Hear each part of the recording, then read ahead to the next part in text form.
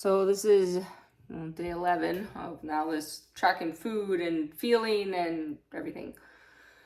So yesterday, whatever calorie wise, and which I don't want to get too caught up in that, but I want to stay in a range to give me an idea, because the issue before this, right, again, was this food addiction, overeating, that type of a thing.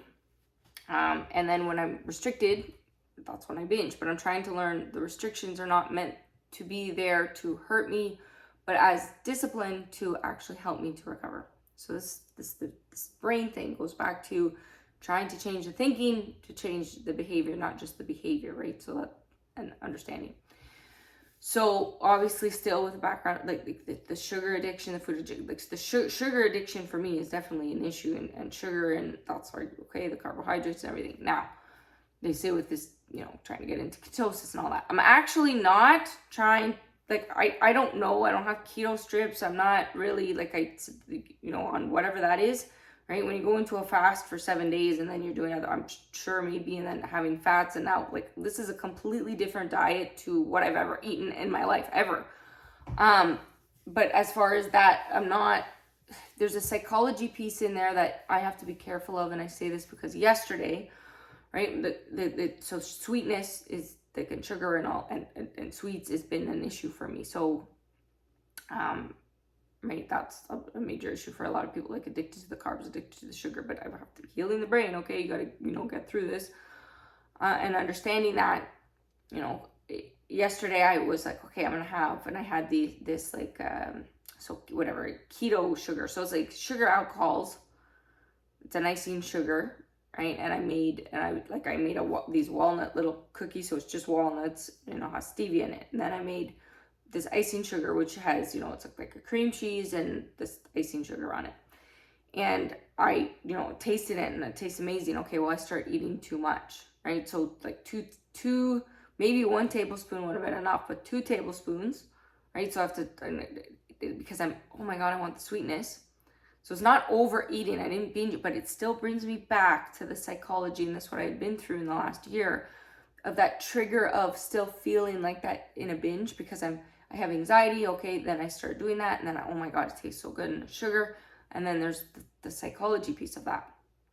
Also, then I had 2. So again, it's not bad, right? This is where, right? This is, and nothing really, even in this process, I want to label good and bad. This is like, Candice, why are you doing this? What are you doing to yourself? Why would you? Okay, and what's the reaction? Okay, how do you want to feel? Why would you? And that's right, because you're going to make a choice at the end of the day. You're going to keep self-sabotaging, or you're going to do something to change. So I had 2, so I like almond milk. I whipped it up, which essentially 2 has no calories, like 1 carb each. So that's not an issue. Put a bit of stevia and cinnamon. Okay, maybe isolated, if I had one of those things, I would have been fine. 1 tablespoon of the icing sugar, I would have been fine. But no, like that combination of those sugar alcohols, what happened? Again, bloating. So I've been bloating all night. So my weight from yesterday, so it was 122.2 yesterday, 122 whatever, something today, minimal. But the bloating, it's not like just that feeling, so bloating and complete gas all night and pain.